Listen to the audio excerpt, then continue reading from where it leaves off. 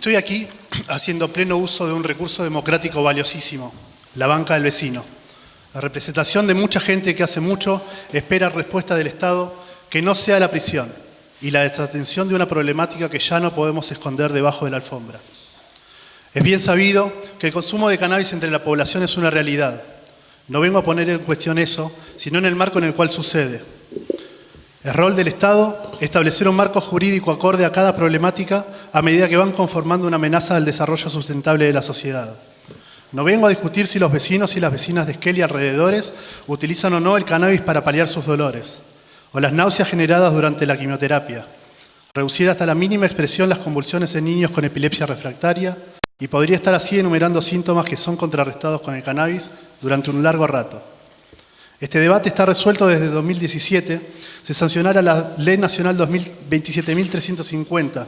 de investigación médica y científica del uso medicinal de la planta de cannabis y sus derivados, en la cual el Estado reconoce su potencial terapéutico, su utilización en distintos tratamientos y terapias alternativas a la mal llamada medicina tradicional,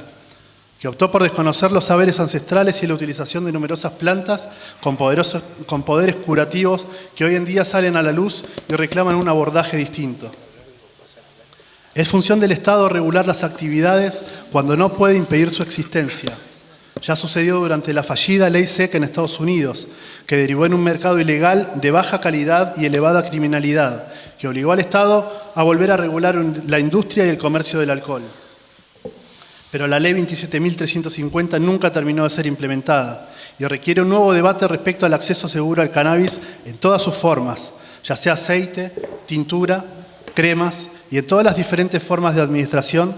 que garantice la calidad y la información mínima requerida para poder establecer y controlar un tratamiento de manera efectiva y racional. Es momento de que el Estado reconozca que mirar hacia otro lado no ha resuelto este problema,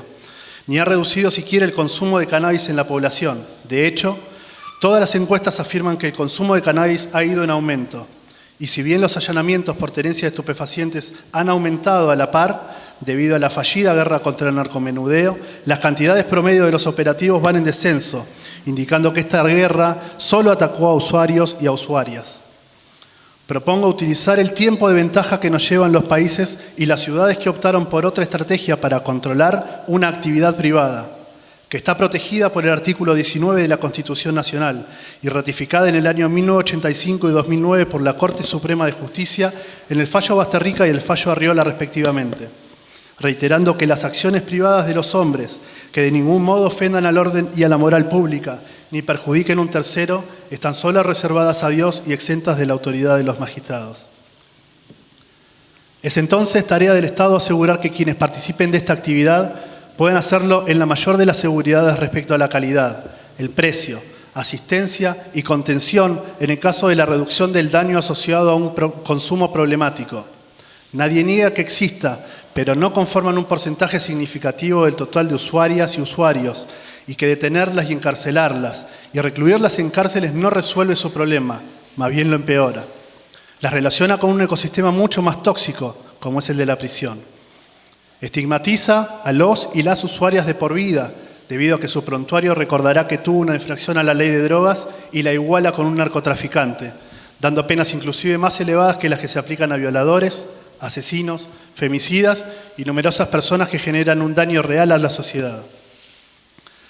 Muchos países han propuesto sistemas bien diversos de contención del uso problemático de cannabis y los han perfeccionado y modificado de acuerdo al resultado que obtuvieron.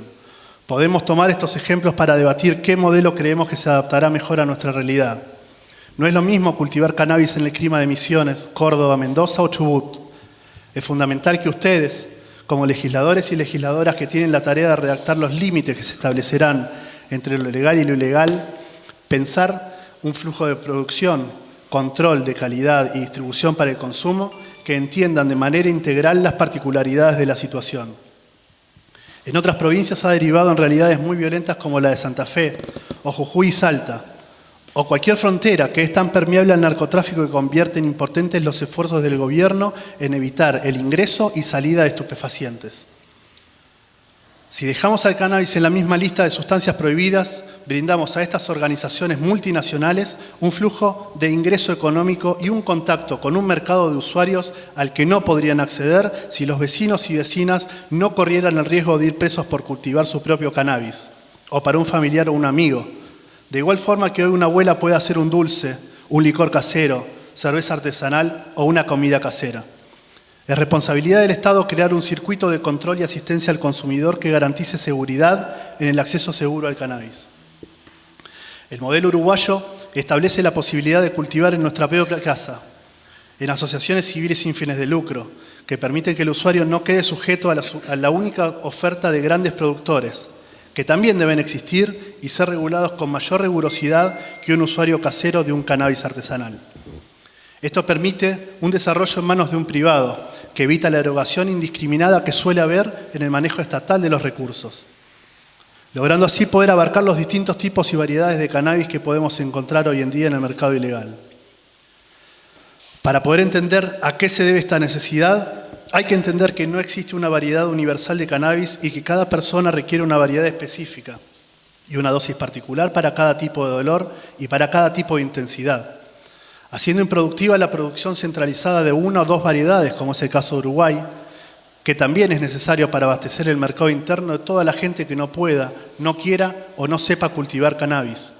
Tarea que no es fácil de dominar y que hacerlo justamente en un momento tan frágil como es el tratamiento de una o varias patologías es una carga inhumana que podríamos organizar para tercerizar y controlar desde el hospital, la universidad, asociaciones civiles, el INTA, el CONICET, todas las áreas de la sociedad que se vean involucradas y atravesadas por esta planta. Es por esto que muchos especialistas en la temática remarcan la necesidad de escuchar a las y los cultivadores, que venimos haciéndolo desde hace mucho y contamos con experiencia suficiente como para no fracasar en el intento. Si buscan asesoramiento en personas de otras latitudes, traerán soluciones pensadas para otros ecosistemas, con diferencias significativas, y si bien puede ser personal calificado, deberán pasar por las mismas cosas que nosotros ya hemos pasado. De hecho, gran parte de la difusión y el crecimiento en el uso del cannabis se debe al trabajo que vienen realizando las asociaciones civiles canábicas, que desinteresadamente enseñan a cultivar, asisten a nuevos cultivadores y dan talleres, arriesgando su más valioso capital, la libertad, para que nadie tenga que arriesgarse en comprar cannabis de mala calidad, corriendo riesgos innecesarios que acompañan al mercado ilegal, exponiéndose a otras sustancias cuando no hay cannabis, dando lugar a lo que llamamos efecto góndola, que es la verdadera puerta de entrada a otras drogas, el dealer. No quiero dejar de remarcar que en Esquel existe una de las pocas asociaciones civiles con personería jurídica expedida por la Inspección General de Justicia y objeto social canábico. La Asociación Civil Canabicultores de la Cordillera Chubutense, ACCC, con reconocimiento nacional de su intensa actividad, que desde hace más de 5 años viene reclamando un espacio para proponer soluciones y saberes necesarios para lograr una transición ordenada desde un mercado ilegal hacia uno controlado. Un mercado que no debemos subestimar, sino potenciar y regular. Ya en 1797, Manuel Belgrano remarcaba los beneficios del cannabis y el cáñamo industrial en su escrito "Utilidades que resultarán a esta provincia y a la península del cultivo de lino y cáñamo". Resaltaba la importancia en la economía del desarrollo de esta industria.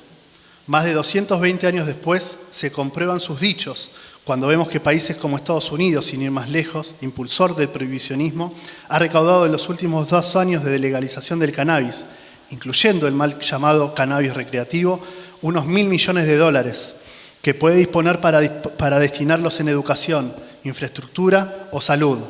que es donde deberían atenderse los casos de abuso de sustancias en lugar de hacerlo a través del sistema penal.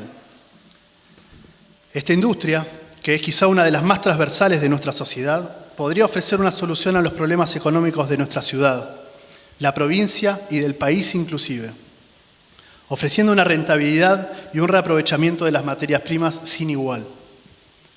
Es que la planta de cannabis y su familiar más directo, el cáñamo, pueden ser utilizados no solo como medicina, también como alimento, fibra para ropa, celulosa, con un rendimiento mucho mayor y de menor impacto que la madera,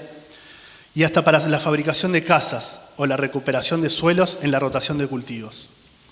Esta industria puede crear y desarrollar subindustrias que agreguen valor y generen miles de puestos de trabajo registrados para responder a la demanda de muchos sectores que con los años han visto la reducción de la oferta de trabajo sobrecargando al Estado y creando un laberinto del que le está costando salir. Proponemos la creación de licencias, autorizando a un número limitado de empresas privadas y mixtas que tomen el riesgo y realicen la inversión necesaria para llevar adelante la producción, control de calidad y distribución del producto sin pedirle ni un solo peso al Estado.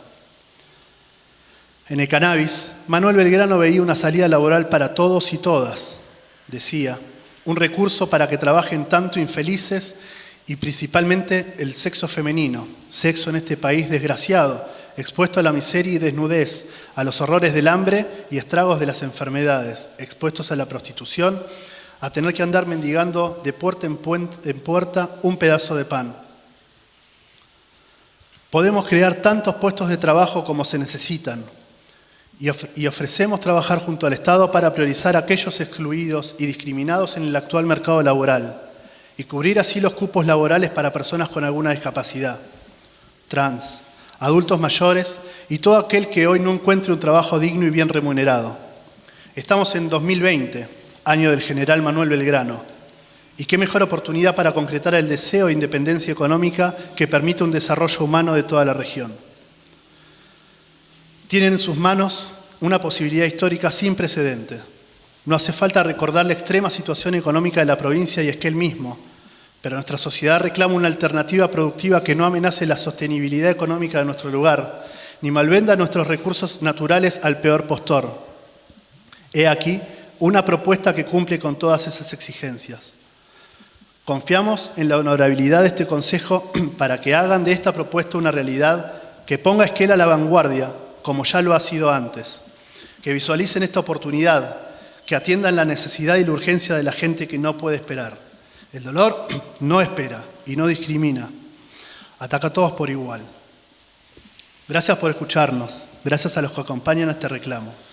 Tarde o temprano lo lograremos.